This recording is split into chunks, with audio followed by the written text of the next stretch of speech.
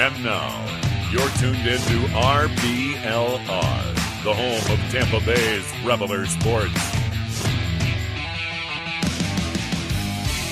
Hello and welcome back to your RBLR Rays show. I am your host, Pat Davenport. It's good to have you listening or watching along with us today on this cold November day here from where I'm recording from in England. But in the Bay Area, we are witnessing what could be, I'm not going to bury the lead here, one of the hardest off seasons in Rays history. And there are many reasons for that, but there's one big reason for that, and that is this stadium saga that has kind of taken the forefront of all Rays business over the past couple of weeks. And we're going to break down what's taken place over the past week, because it's been a busy week in that regard, but also on the baseball side, it's been a pretty busy week for the front office, as well as we're going to talk about a significant trade that took place in order to make room for some Rule 5 protect guys. We also had the non-tender deadline last night, so we saw some guys lose their roster spot and going to become free agents early. We're going to break down who those guys are, why those decisions were made, and we're going to just kind of evaluate where the Rays are and where they're going to go from here. So it's going to be a busy show for just me alone to handle, but I'm glad you're going to be listening along. It's going to be jam-packed, and we would love to hear your thoughts down in the comments or below, because it's lots of controversial topics we're going to be talking about today, and you, a member of the Rays community, your voice is extremely valued. And last thing before we start, if you enjoy what you listen to today, a big thing you can do to help out the RBLR channel and help out this podcast is give us a like. It does wonders for where we appear in the algorithm. And also subscribe or follow on social media will let you be notified whenever we go live, which a lot of our podcasts are, and also whenever a new episode drops, so you'll never miss an episode and stay up to date with everything the Rays and all the other Tampa Bay sports teams are getting up to, so it's very worthwhile. Okay. Right, folks. I'm glad Zach isn't here for it, because we're going to have to talk about the stadium again, his least favorite topic, and for good reason as well, because we thought the good news for the stadium had been settled, and over the past couple of weeks, everything has completely turned on its head, and this week in particular has been particularly dramatic for the Rays' chance of staying in St. Petersburg and having a stadium ready for the 2028 season. Where we last left it was that the vote on the final bond approval for the Rays public money for the new stadium was delayed until after the election, and then of course we had new members in the council that were stadium skeptic and put the deal in doubt. And Chris Lavatla was a key voice, particularly online, in kind of saying that why the Rays may not get a deal with Pinellas County. Where we've been since has been quite dramatic, to say the least. And it's been pretty crazy. So a week ago, Stu Sternberg, the Rays owner, released a statement to the Tampa Bay Times, putting the blame on the county's 30-day delay in approving stadium bonds. And he says it is likely to kill the new stadium deal if there is a delay to the bond vote, which is what everyone kind of expected to happen. Then, on November 19th, the Rays executive teams, particularly Brian Auld and Matt Silverman, issue a warning letter to Pinellas County saying that the Rays have suspended all work on the new stadium and now will incur higher costs that they're not able to absorb alone, and kind of attacked almost the council for their methods of doing things and their attempt to delay proceedings, which did not go down particularly well with Pinellas Council. I mean, usually if you're asking a group of people for hundreds of millions of dollars, the best way to go about it is not to insult their methods. It's not usually going to kind of speed their money giving along. Even people that were supportive of giving money for the new stadium within the council criticized the Rays and the letter that was sent to them the day of the vote. saying that this was poor working practice and is sending a lot of bad messages and causing fractures in the relationship between the two sides. And then when the vote actually took place, as expected by that point, the Pinellas County did vote to delay any kind of issuing of stadium bonds another 30 days to December 17th will be the new vote on whether bonds will be approved. So yeah, a delay of a month, and they cited that the Rays' behavior was a deciding factor for a few of the voters on that. Their aggressive stance on the matter was something that really put them off giving the money straight away. A couple of days later, there was a vote for repairs to the Trop, money being issued to repair Tropicana Field's roof, which was going to be for $23 million of public money. And actually, the city council voted to approve that. The money was approved for the Rays to get money off Pinellas County to repair Tropicana Field's roof. And then, in maybe the most dramatic turn of all, they get Brian Auld, the Rays president, tells the media that he wishes that did not happen. So the council returns to session. They call Auld forward to answer questions. And he says that from his perspective, there is no stadium deal anymore because of the delay that happened a few days earlier, and that efforts to repair Tropicana Field are not worth it because they do not want to return to St. Petersburg at all. And so the council re-vote, and they now delay the bond vote past December 17th into 2025 and re-vote on the roof repair, unanimously denying public money on the roof repair after approving it just hours before earlier in the day. So as things stand, approval of the bond vote has been delayed twice, from first of all to December 17th and now into 2025. And then the Rays were approved the roof repair money and now denied it. And that was a really, really busy day on November 21st, just a couple of days before the recording of this podcast. That's the current state of play. The Rays do not have permission to have St. Petersburg's money until at least 2025, and no money to repair the Trop. I don't want to be hyperbolic. I don't want to over dramatize things. But to me, my current opinion on it is the Rays are done in St. Petersburg. That's dead. There is no way back from here for that stadium to be approved. I don't think the Rays even want that stadium to be approved now that the money's been delayed as far as it is. And now it looks like a return to the Trop in the interim is even not going to happen at this point, because the Rays won't pay to repair it entirely themselves, which is a really dark day for the Rays franchise. And in the space of 2 weeks, essentially, we've seen a bright future for a brand new stadium in St. Petersburg for the Rays turn into completely nothing. And the Rays may never return to St. Petersburg at all. And this is purely because of Stu Sternberg's and the Rays executives' aggression in pursuing a quick amount of and a significant portion of public money to build this new stadium, and of course the council's change in stance following the hurricane and the election.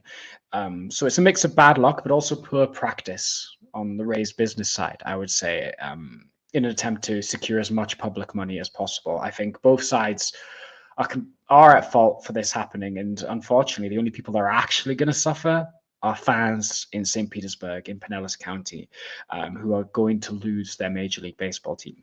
Officially, I must say that the deal is not technically dead. The council said that they will vote again in 2025 on potentially giving money. But actually, what is expected between now and then is a formal letter of withdrawal from the Rays saying that they no longer wish to pursue this project and killing it entirely. That hasn't happened at the time of recording, but is expected in the coming weeks, officially killing the deal. Where do we go from here? There's a few different ways that this can go.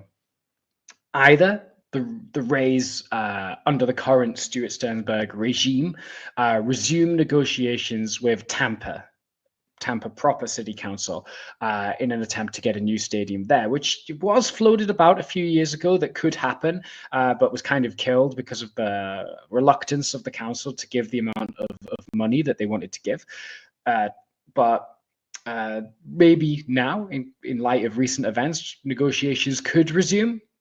I'm currently skeptical on that because of the amount of money the Rays would be asking for from Tampa in terms of public money and the lack of funding they wish to give themselves to a stadium. And I think Tampa Council would be reluctant to approve that amount of money.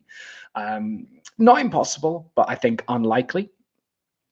If that doesn't happen, then a full move of the team is a likely scenario at this point.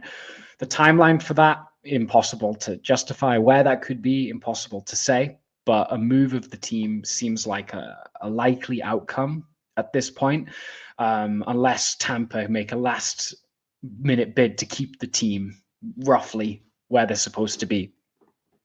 And whether this happens through a sale of the team by Stuart Sternberg, or whether he decides to negotiate and hold on to the team, who knows? It's too early to say. But a move out seems likely. The only way that I could maybe see this working is Sternberg sells the team to someone that wants to keep the team in Tampa Bay and is willing to put forward the money themselves to pay for a stadium in Tampa. I think that's the only way it can happen.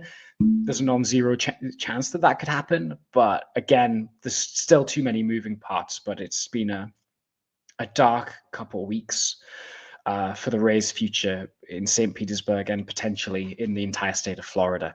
So I'm sorry to kind of lead with such a negative tone. And I guess all we can do now is wait in this terrible purgatory, I suppose, on what happens next, because there is many branching paths that this could go, and we've just got to wait and see. But I wouldn't hold your breath for the stadium that seemed so close to us in St. Petersburg ever coming to an actual reality at this point. And I would love to know you guys' thoughts on this, people that live in Florida. I would love to hear what you have to say. So please do let us know in the comments, reach out on social media to let us know what your thoughts and feelings are on this whole situation, what you think the outcome might be, because I think it would be really interesting to hear from people closer to the source about that. So I'm gonna move away from stadium talk, the depressing stadium talk, and talk about some actual on the field roster construction baseball news now, because it's been a busy week in that regard as well. And that kind of kicked off with protection for the Rule 5 draft last week. Me and Zach speculated on who they may or may not protect. At the end of the day, their protection was only to two guys, and they were the two on the top 30 prospect list, and that was Joe Rock and Ian Seymour, who are both excellent left-handed pitchers that had some good showing in AAA last year. And in order to make room on the roster for those guys, they made a few other bits and bobs moves. They first of all traded Jose Siri to the New York Mets in exchange for a right-handed reliever in Eric Oz. I believe it's pronounced Eric Orza. And that was a pretty shocking move to trade a guy that was such a key part of the team the past couple of years. And I guess I'm going to try and explain why this move was made and what it looks like. Jose Siri is a guy that we have talked about at length on this podcast, and has often been a hot topic of discussion in Rays discourse across the whole fandom. And that's because he is such an outlier in terms of the tools that he can bring and the tools that he absolutely does not have. Contact skill in the mud, plate discipline in the mud, power 90th percentile, like true 30 home run potential, speed right there. I think he ranks as 99th percentile in sprint speed according to Baseball Savant, which is elite stuff, and one of the best fielders in all of baseball out there in center field in a premium position. I mean, in 2024 alone, he had 16 outs above average, which puts him in the 99th percentile of fielders. He has 97th percentile arm strength as well. So he is an elite fielder, an elite base runner, and can absolutely clobber the ball. If only he could make any kind of consistent contact and stop chasing as much as he did. I mean, he struck out 37.9% of the time last year, and swung and missed at 42% of pitches last year, which is, his swings, 41.9% of them were whiffs, which is crazy low, first percentile.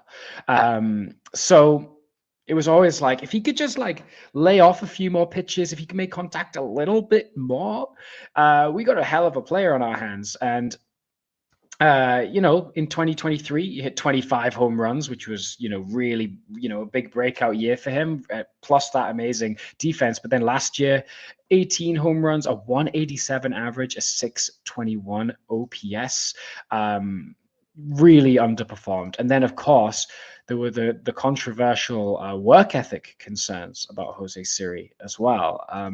He got benched for a few games by Kevin Cash because they said he wasn't working hard enough.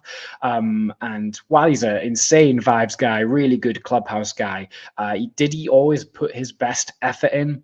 No, according to Kevin Cash. So if he's not willing to give 100% while struggling at the plate, it's a bad look. And unfortunately, I think the Rays have decided to prioritize, at the moment, Johnny DeLuca as the primary center fielder going into 2025. That may change. They may acquire someone. They may kind of shift tact of what they want in center field. But Johnny DeLuca seems to be the guy that they really want to get going. And while he struggled a bit in his debut year with the Rays, coming over in that Tyler Glasnow trade, he still showed outstanding defense, 8 outs above average, kind of playing all around the outfield, which is, again, elite. Really good arm strength as well. He's in the 87th percentile there, 98th percentile sprint speed. So he can bring pretty much close to Jose Siri's defensive value out there. And, in terms of his actual hitting, last year he was 217 with a 6 home run, 609 OPS. So he really struggled. But in the second half, he really started to show lots of improvement in his plate discipline, started to have better results output-wise as well. So they're banking on that second half, Johnny DeLuca, where he started to kind of put up some kind of league average style offensive numbers, is the real Johnny DeLuca and what we can expect next year. And if he can put up league average hitting with the elite defense, then essentially you've got a prime Kevin Kiermaier clone. I mean, obviously, not quite the once-in-a-generation fielding, but close enough to it where the hitting can kind of offset the not quite a once-in-a-generation fielder, but still a Gold Glove favorite if he gets enough time out there in center field. So I guess it's a tough pill to swallow because Siri was a really good clubhouse guy. You could tell that everyone liked him in there, and he was a fun player. He was El Rayo for a reason. But I think Johnny DeLuca will put up similar, if not better, production than Siri next year, and now has a clearer lane to run in with the center field job kind of his to lose now. So I think it all kind of works out on the position player side, and we're not going to feel the loss of Siri too much in an ideal world. And then in terms of Eric Orza, he didn't play very much major league time. He only pitched a couple of innings with the Mets in 2024, but put up some really good numbers in AAA. In 61 2/3 innings, you pitched to a 2.92 ERA, a 1.94 average against, struck out 84 guys. So he has some really good strikeout numbers, some really good results down in AAA. And he kind of reminds me a little bit of Oliver Drake. If you guys remember Oliver Drake when he was in the Rays pen, has an all right fastball, but then has a really, really good changeup that kind of plays off really well. It's kind of an outlier changeup with how well it drops in the zone. And fastball changeup is enough to get you by as a solid reliever, especially if you've got a bit of an outlier changeup like Orza does. He also has quite a lot of extension in his throw as well. So I'm happy with picking up a solid reliever in exchange for Siri, because I think some may have considered Siri as a DFA candidate too. So to get a guy that can compete for a pen spot next year, we like that. He could be a medium leverage average right-handed option. So we take those every day of the week. Is it a mind-blowing trade? No, but I think it's solid and potentially the right decision going forward as Siri starts to enter his arbitration-eligible years and his salary starts to exceed his value. Also, they made a couple of other DFAs. Austin Shenton got DFA'd and shipped off to the Mariners as well.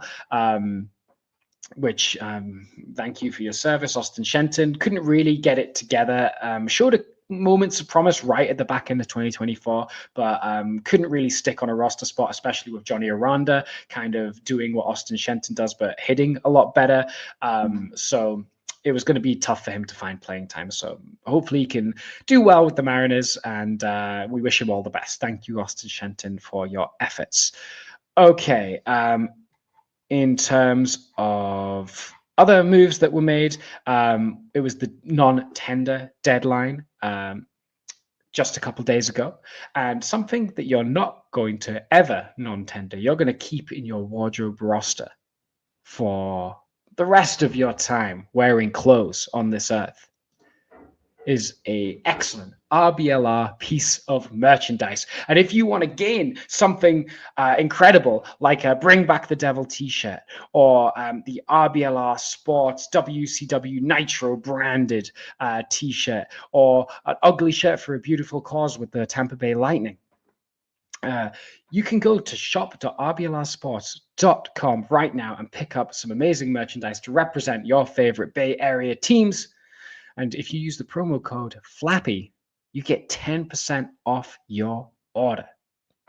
What a deal as we approach the holiday season. Use the promo code FLAPPY at shop.rblrsports.com to get your favorite Tampa Bay team merchandise. All right, we're going to talk about the non-tender deadline. Basically, what this is for arbitration-eligible players that people think are getting too expensive, well, who teams think are getting too expensive, and they don't want to even take them to arbitration. They just want to cut ties with them now. And they ended up cutting ties with 3 players officially, but 4 technically. Richard Lovelady got DFA'd during the Rule 5 kind of stuff, but now he's been officially non-tendered as well. So he's being double dumped, unfortunately. Sorry, Richard Lovelady. I mean, couldn't really get it together with the Rays. It was an interesting kind of project that they were trying to make, but he could never really get any good results. I'm fine with him being cut personally. Sorry, Lovelady. I hope you get a contract somewhere else. Your name is too good to not be in Major League Baseball. And then the 3 guys that they officially non-tendered were Dylan Carlson, Tyler Alexander, and Colin Poche. I'm going to explain why the Rays may have cut them and whether or not they were worth the salary that they were getting. We're going to start with Dylan Carlson on the position player side. I've seen a lot of Rays fans kind of upset that Dylan Carlson's been cut. And I think, personally, we've got to kind of get over 2021. It was a while ago, and Dylan Carlson has come nowhere near producing his 2021 season at all, with the Cardinals, with the Rays, at all. And maybe that was a mirage. And what we're seeing now is the player Carlson is, which is a player that's frankly not really good enough. I know the potential's there. He does have a little bit of pop to him. He's a switch hitter, but honestly, he's a so-so defender, can only really play the corner outfields, and has never really shown any kind of offensive consistency the past 3 years. I love that the Rays took a chance on him in case there was a glimmer of potential there, especially when we were a little thin outfield-wise after the Arozarena trade, and there were a couple of injuries to Palacios.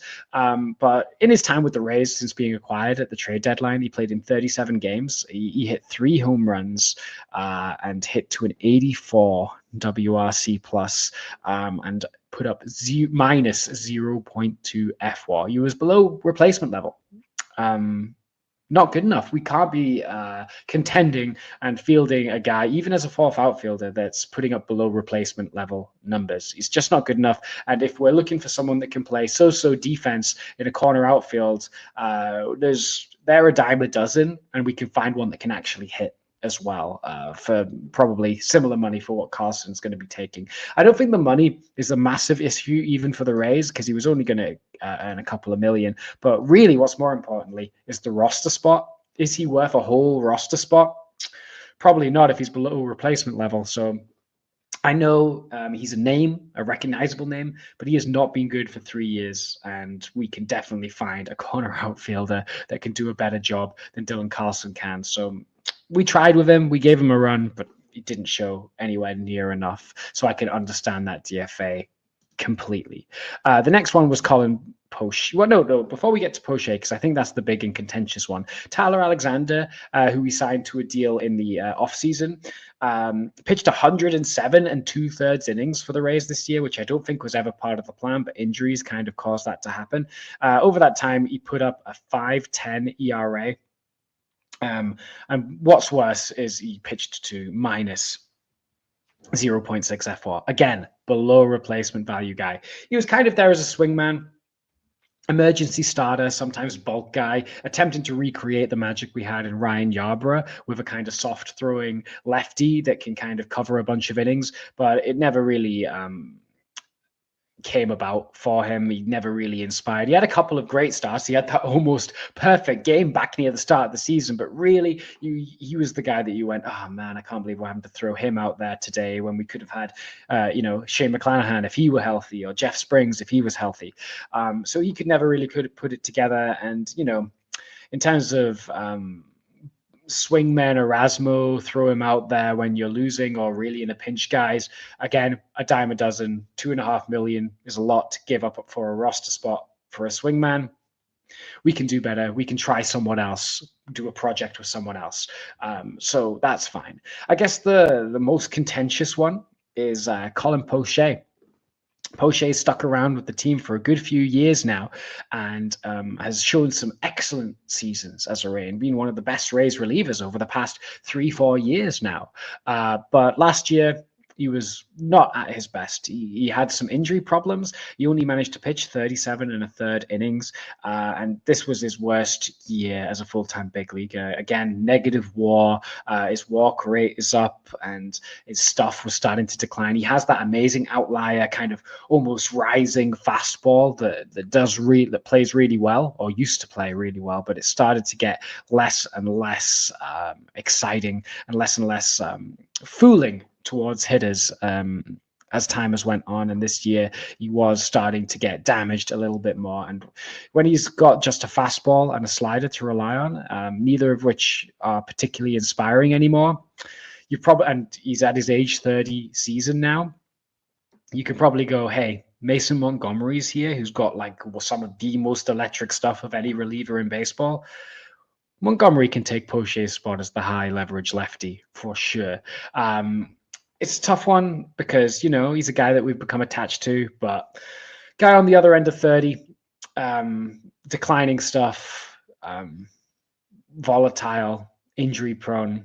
It's tough to give up a roster spot when good relievers is something the Rays are swimming in. We may as well continue to give spots to guys that are cheaper as well, because $3.5 million, I think Poche was projected to get. We can pick up a guy for major league minimum that will end up probably outperforming what Poche is going to do in future seasons. So it's ruthless efficiency, which can be, hard to swallow for sure when we get attached to players, but it's what's kept the Rays successful and kept their bullpen in particular really fresh, exciting, dynamic, successful over the years, is that they keep cycling through guys. You can never get used to a guy for too long, and they love to bring these like crazy stuff guys and outlier arms, and they're going to continue to bring those guys. And Poche, he did his job. He was effective. Thank you for your service, but now we got to move on. We got to find the next big thing, the next Colin Poche.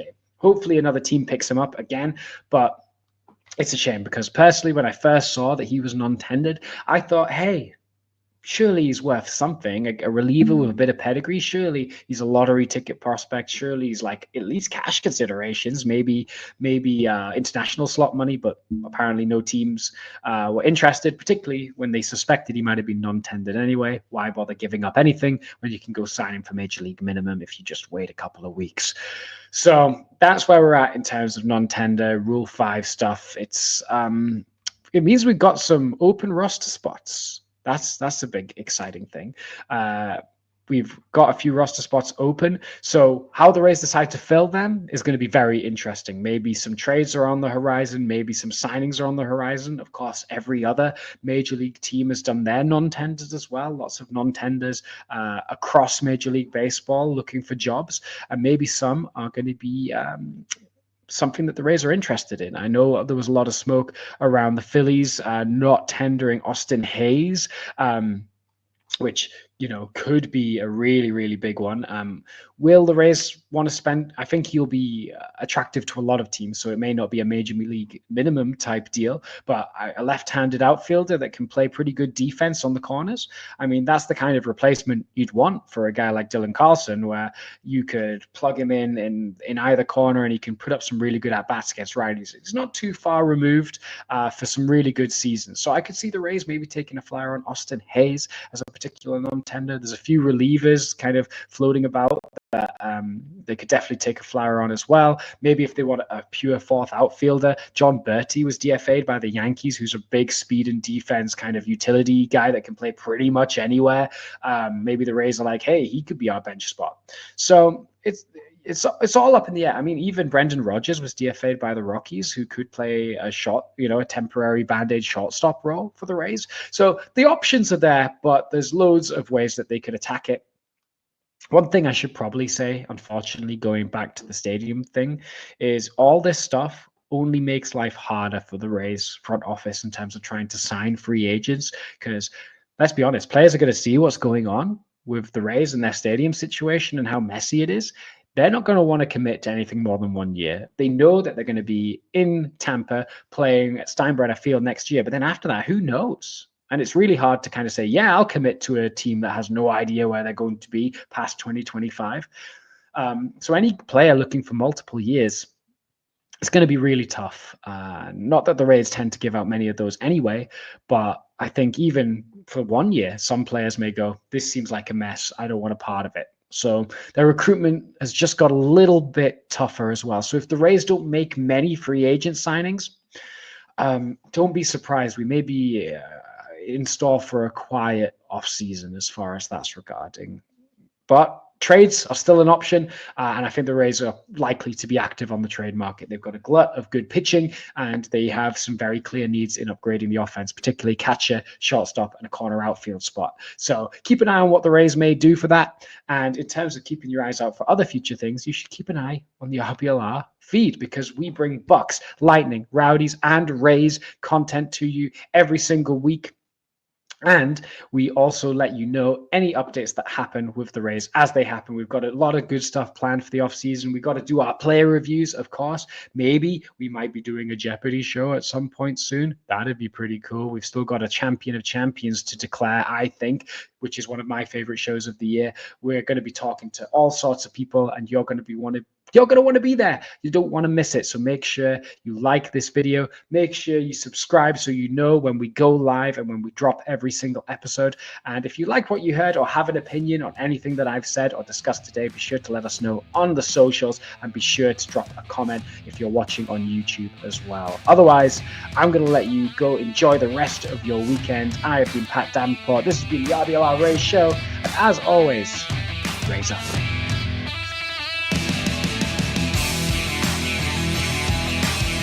Thank you for tuning into this presentation by RBLR Sports. On your way out of the stadium, please remember to like and subscribe.